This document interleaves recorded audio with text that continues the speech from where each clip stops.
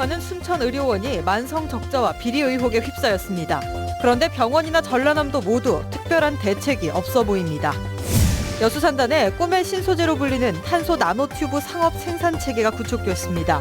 유망한 차세대 소재 시장을 선점하는 계기가 될 전망입니다. 세풍산단 진입 지하차도를 둘러싼 광양시와 경제청 간의 갈등을 전라남도가 중재하기로 했습니다. 하지만 여전히 의견차를 좁히지 못해 해결의 기미는 없어 보입니다. 도내 경로당마다 태양광 발전 설비가 설치되고 있습니다. 경제성과 효율성이 모두 좋아서 호응을 얻고 있습니다. 여러분 안녕하십니까? 도립 순천의료원에서 누군가 식자재를 빼돌렸다는 의혹이 제기돼 경찰이 수사에 착수했습니다. 공공의료기관의 비리 의혹이 반복되고 있는데 병원 측도 관리 당국도 특별한 대책을 내놓지 못하고 있습니다. 박광수 기자가 보도합니다. 이 병원 장례식장에서 1,000만 원어치가 넘는 돼지고기가 사라졌다는 신고가 접수된 건 지난달 중순.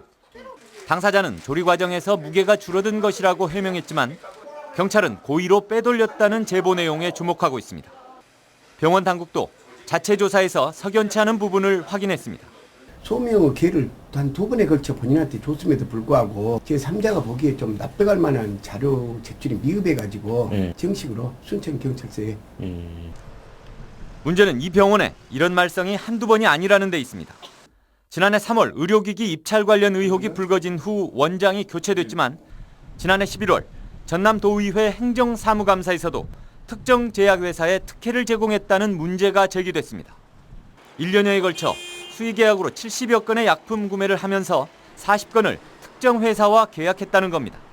서류감사 아니면은 면접감사 외에는 더 이상 우리가 파헤칠 수가 없습니다. 분명히 뭔가 비리를 알고 있지만은 내부적인 어떤 조사라든가 이러한 것들을 할 수가 없는 것이 한계입니다. 각종 비위 의혹과 고질적인 적자 구조를 해소하기 위해 민관 운영쇄신위원회까지 결성돼 벌써 5차례나 회의가 열린 상황. 전라남도는 직원들의 도덕적 해이를 탓하는 데 급급합니다. 본인들이 스스로 좀 느끼고 내가 주인의식을 가져야 되겠다 이런 마음으로 근무를 해야 된다고 저는 생각하거든요. 만성 적자와 비리 의혹의 악순환에 빠진 도립 순천의료원. 서민 의료복지의 보루를 지켜내기 위해서는 지금과는 차별화된 정책적 처방이 필요하다는 목소리가 높습니다. MBC 뉴스 박광수입니다. 오늘 오후 6시 30분쯤 여수시청 앞 도로에서 승객을 태우기 위해 정차한 시내버스에 신원을 알 수 없는 60대 남자가 휘발유를 뿌린 뒤 불을 질러 차량이 전소됐습니다. 버스가 불길에 휩싸이자 승객들은 대부분 긴급히 하차에 대피했지만 8명이 연기를 마셔 인근 병원으로 옮겨져 치료를 받았습니다. 경찰은 방화 현장에서 검거한 60대 남자를 상대로 정확한 범행 동기를 조사하고 있습니다. 세풍산단 지하차도 개설 계획과 관련해 광양시와 광양만권 경제청이 갈등을 빚고 있는데요. 전라남도가 중재에 나섰습니다. 전라남도는 최근 광양경제청이 지역의 여론을 고려해 도로 개설을 광양시와 협의해보라고 하면서도 시가 계속 도로 개설에 반대할 경우 국비 지원이 불가하다며 광양시의 협조도 당부했습니다. 하지만 경제청은 실시 설계와 공사 계약까지 모두 마친 마당에 계획을 변경할 수 없다는 입장이고 광양시도 도로가 개설되면 인구 유출 등 심각한 시세 유출이 우려된다며 사업을 백지화해야 한다고 밝혀 여전히 해결의 실마리를 찾지 못하고 있습니다. 순천시가 대만을 올해 해외 관광객 중점 유치 대상국으로 정하고 마케팅을 강화하고 있습니다. 순천시는 오는 8일까지 4박 5일간 대만의 파워블로거와 여행사 관계자 등 10명을 초청해 지역 음식과 문화를 접목한 체류형 관광 상품 팸투어에 들어갑니다. 순천시는 지난해 11월부터 대만 강복 여행사와 투어 상품을 마련해 관광객 500명을 유치한 데 이어 올해는 유치 인원을 5,000명으로 확대할 계획입니다. 여수산단 내 LG화학이 꿈의 신소재로 불리는 탄소 나노튜브의 상업 생산에 들어갔습니다. 유망 신소재 글로벌 시장 공략을 위한 발판이 마련됐다는 평가입니다. 김주희 기자의 보도입니다. 여수산단 내 LG화학 여수공장. 이곳에서 꿈의 신소재 탄소 나노튜브 전용 공장이 구축돼 본격적인 제품 양산에 들어갔습니다.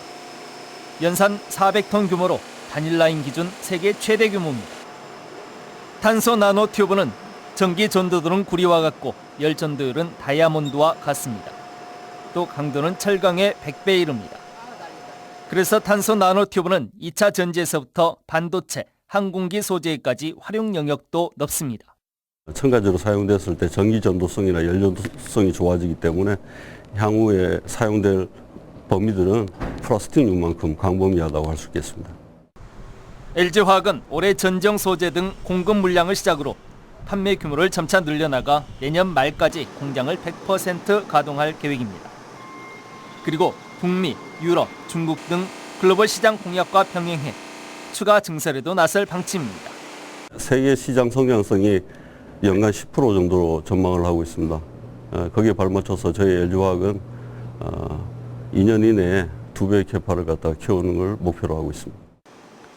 LG화학의 탄소 나노 튜브는 기초 소재 분야 사업 구조의 고도화와 함께 차세대 소재 시장을 선점할 수 있는 새로운 기반이 될 수 있을 것으로 기대됩니다.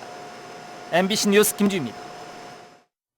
김학동 신임 포스코 광양제철소장이 위대한 광양제철소 실현에 앞장서겠다고 밝혔습니다.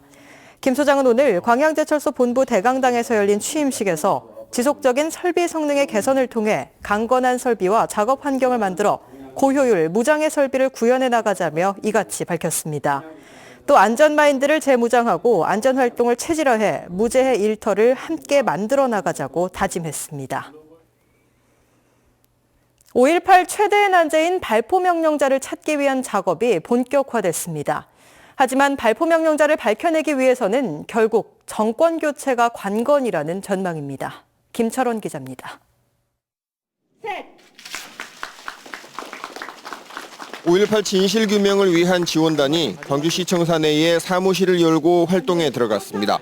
전일 빌딩의 헬기 발포로 드러난 계엄군의 무자비한 학살의 실체를 밝혀내기 위해 광주시 차원의 기구가 37년 만에 처음으로 꾸려진 것입니다.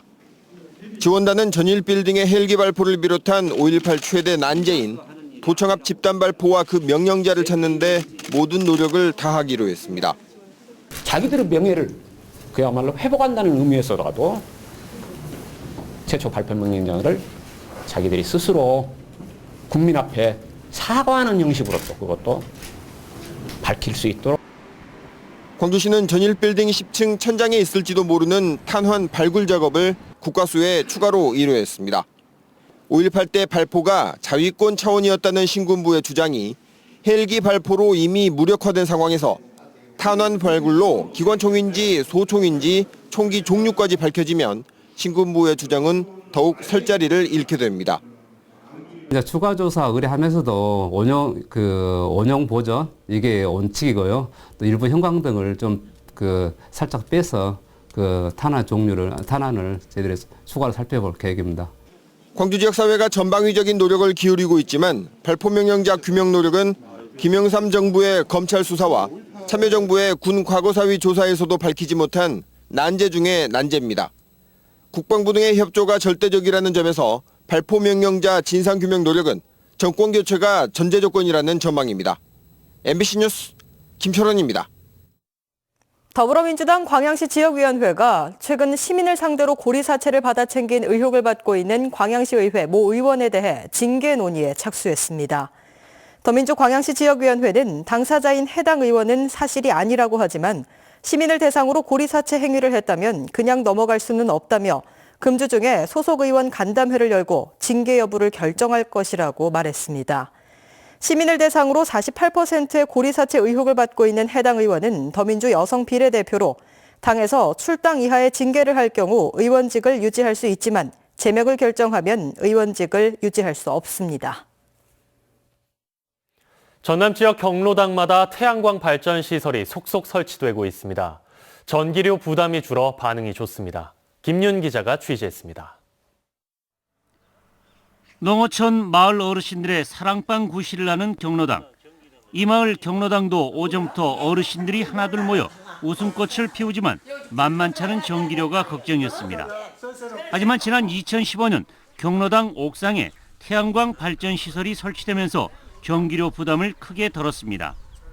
태양광 발전 시설을 설치한 뒤 2월 전기 요금을 비교한 결과 70% 가까운 절감 효과가 있었습니다.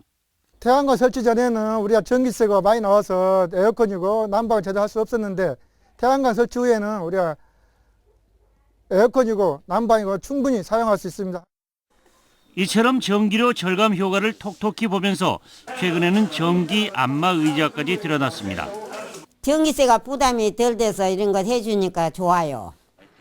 전라남도가 지난 2015년부터 경로당에 설치한 태양광 발전 시설은 모두 150곳에 이릅니다. 올해도 9억 원을 들여 경로당 140곳에 설치될 예정입니다. 이낙연 도지사 공약 사업으로 추진이 됐습니다. 그 결과 만족도 조사를 했는데 한 92%가 만족한 결과를 얻었습니다. 그래서 저희들은 그 결과를 토대로 내년도까지 한 400개를 설치할 계획입니다. 경로당 태양광 발전 시설이 전기는 더 많이 쓰고 전기료는 절약해주는 일석이조의 효과를 거두고 있습니다. MBC 뉴스 김윤입니다. 영호남 지역 8개 시 도지사들이 오는 9일 여수에서 만나 지역의 공동 현안을 협의합니다. 오는 9일 여수 엠브로텔에서 열릴 회의에서 영호남 8개 시 도지사는 공동정책 논의과제 8건과 지역 균형발전 건의과제 2건, 시도 홍보사항 14건 등을 논의한 뒤 일부 현안에 대해 공동 성명서를 채택할 예정입니다. 시 도지사들은 이어 최근 화재 피해가 난 여수 수산시장을 방문해 피해 상인들을 격려하고 수산물도 구매할 예정입니다. 백운기 전국 고교축구대회가 오는 15일부터 12일간 광양 공설운동장에서 열립니다.